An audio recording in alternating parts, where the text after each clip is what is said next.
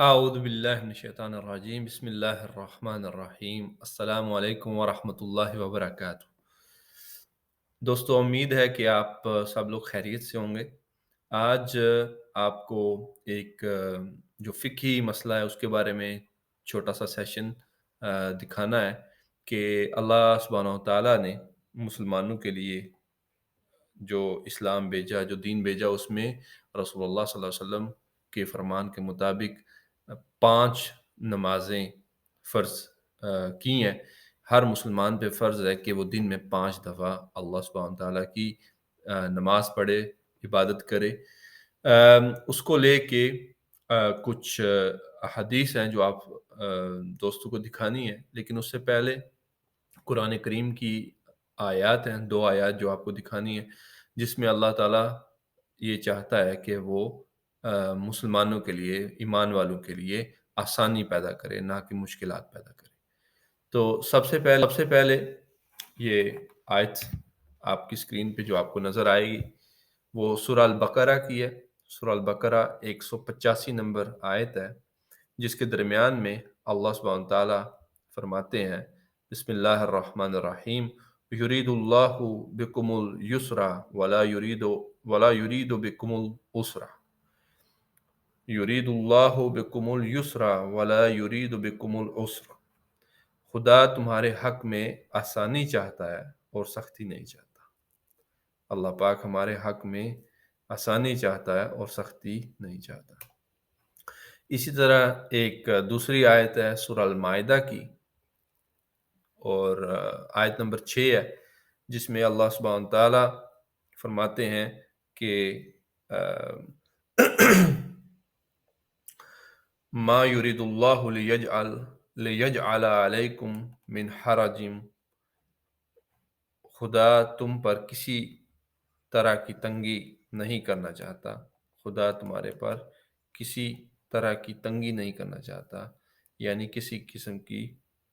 مشکل نہیں ڈالنا چاہتا، بلکہ یہ چاہتا ہے کہ تمہیں پاک کرے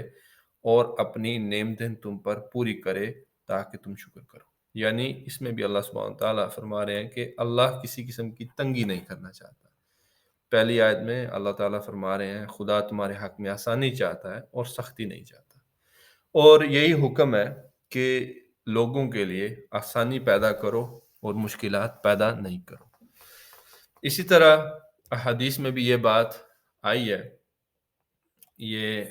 ہمارے سامنے صحیح بخاری ہے، اس کو پہلے اوپر سے آپ کو دکھا دیں۔ یہ صحیح بخاری ہے، اس کا اردو ترجمہ ہے، اور اردو ترجمے کی یہ 3 نمبر جلد ہے، اور اس میں آپ جو حدیث نمبر ہے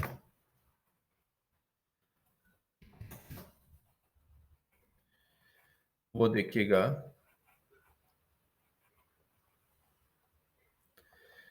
حدیث نمبر جو انٹرنیشنل نمبرنگ ہے اس میں حدیث نمبر ہے 3038، تھوڑا بڑا کر لوں، 3038 نمبر یہ حدیث ہے، اور باب 164 نمبر ہے، میدان جنگ میں باہمی جدال و اختلاف مکروہ ہے، اور جو اپنے امام کی نافرمانی کرے اس کی سزا کا بیان۔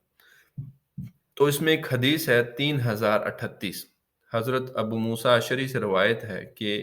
نبی صلی اللہ علیہ وآلہ وسلم نے حضرت معاذ اور ابو موسیٰ کو یمن بھیجا تو ان سے فرمایا لوگوں پر آسانی کرنا، ان پر سختی نہ کرنا، انہیں خوشخبری دینا اور نفرت نہ دلانا، اور آپس میں ایک دوسرے کی موافقت کرنا، باہم اختلاف نہ کرنا۔ یعنی رسول اکرم صلی اللہ علیہ وسلم اپنے اصحاب کو بھی کہہ رہے ہیں کہ لوگوں پر آسانی کرنا، ان پر سختی نہ کرنا۔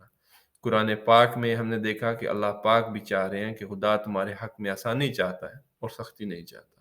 اور یہی صحیح مسلم کی حدیث 3038 کہ لوگوں پر آسانی کرنا، ان پر سختی نہ کرنا، وہی قرآن کا حکم، وہی رسول اللہ صلی اللہ علیہ وسلم کا حکم۔ تو اسی حکم اور اسی جو اللہ سبحانہ تعالیٰ اور رسول اللہ صلی اللہ علیہ وآلہ وسلم کا فرمان ہے، اس کی روشنی میں کچھ احادیث آپ کے سامنے رکھنی ہے، اور یہ احادیث آئی ہیں صحیح مسلم میں، اور میں آپ کو پہلے اس کا دکھا دوں ریفرنس، صحیح مسلم اردو ہے اور اس کی جلد نمبر 2 میں، اور یہ جو ترجمہ ہے پروفیسر محمد یحییٰ سلطان محمود جلال پوری نے کیا ہے، اور یہ آپ کو آسانی سے آن لائن مل جائے گی۔ اس میں حدیث ہے کہ باب نمبر 6 حضر قیام کی حالت میں 2 نمازیں جمع کرنا۔ جی یہ اوپر نیچے 3-4 حدیث بڑی امپورٹنٹ آئی ہیں کہ 1628 نمبر حدیث ہے صحیح مسلم کی، کہ وہ فرماتے ہیں کہ حضرت ابن عباس سے روایت کی، انہوں نے کہا رسول اللہ صلی اللہ علیہ وسلم نے ظہر اور عصر کو اکٹھا پڑھا اور مغرب اور عشاء کو اکٹھا پڑھا کسی خوف اور سفر کے بغیر۔ یعنی رسول اللہ صلی اللہ علیہ وسلم نہ کسی سفر میں تھے، نہ کسی خوف میں تھے، یعنی نہ کوئی جنگ کا سامان تھا، نہ سفر تھا، گھر میں تھے، مدینہ میں تھے، اور انہوں نے ظہر اور عصر کو اکٹھا پڑھا اور مغرب اور عشاء کو اکٹھا پڑھا۔ یعنی پہلے ظہر کی 4 فرض پڑھی، پھر اسی نماز کو ختم کر کے 4 رکعت عصر پڑھی، اور مغرب کو پڑھا اور اس کے بعد عشاء کو پڑھا، اکٹھا پڑھا کسی خوف اور سفر کے بغیر۔ نہ وہ کسی سفر میں تھے، نہ وہ کسی خوف میں تھے۔ صحیح مسلم حدیث نمبر 1628۔ اسی طرح سے اگلی حدیث 1629 کہ انہوں نے حضرت ابن عباس سے روایت کی کہ انہوں نے کہا رسول اللہ صلی اللہ علیہ وسلم نے ظہر اور عصر کو مدینہ میں کسی خوف اور سفر کے بغیر جمع کر کے پڑھا۔ یعنی آپ رسول اللہ اپنے سٹی میں ہیں، اپنے گھر میں ہیں، اور انہوں نے جو 2 نمازیں ہیں ظہر کو پڑھا اور اس کے بعد عصر کو پڑھا، بغیر کسی خوف کے، بغیر کسی وجہ کے، کوئی وجہ نہیں تھی۔ ٹھیک ہے، تو آگے حدیث چلتی ہے کہ ابو زبیر نے کہا میں نے ابن عباس کے شاگرد سعید سے پوچھا آپ صلی اللہ علیہ وسلم نے ایسا کیوں کیا، یعنی یہ نمازیں جمع کیوں کی؟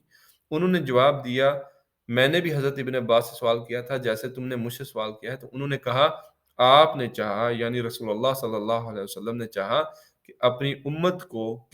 امت کے کسی فرد کو تنگی اور دشواری میں نہ ڈالے۔ ماشاء اللہ، رسول اکرم صلی اللہ علیہ وسلم کی کتنی پیاری حدیث ہے کہ انہوں نے ان نمازوں کو اکٹھا کر کے اس لیے پڑھا تاکہ امت کے کسی فرد کو تنگی اور دشواری میں نہ ڈالے۔ یعنی رسول اکرم صلی اللہ علیہ وسلم کی نظر یہ دیکھ رہی تھی کہ ایک زمانہ ایسا آنے والا ہے کہ جس میں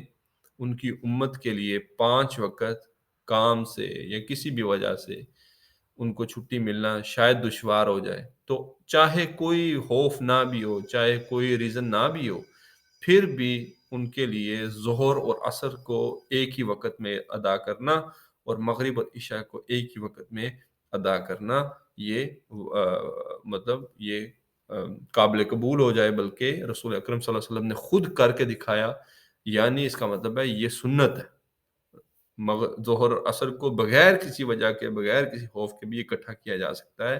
اور مغرب اور عشاء کو بغیر کسی عذر کے، بغیر کسی خوف کے، بغیر سفر کے بھی اکٹھا کیا جا سکتا ہے۔ تو یہ رسول اکرم صلی اللہ علیہ وسلم کی سنت بھی ہے، اور انہوں نے اسی حدیث اور اسی قرآن کی آیت کی روشنی میں کہ لوگوں کے لیے آسانی پیدا کرو، مشکلات پیدا نہیں کرو۔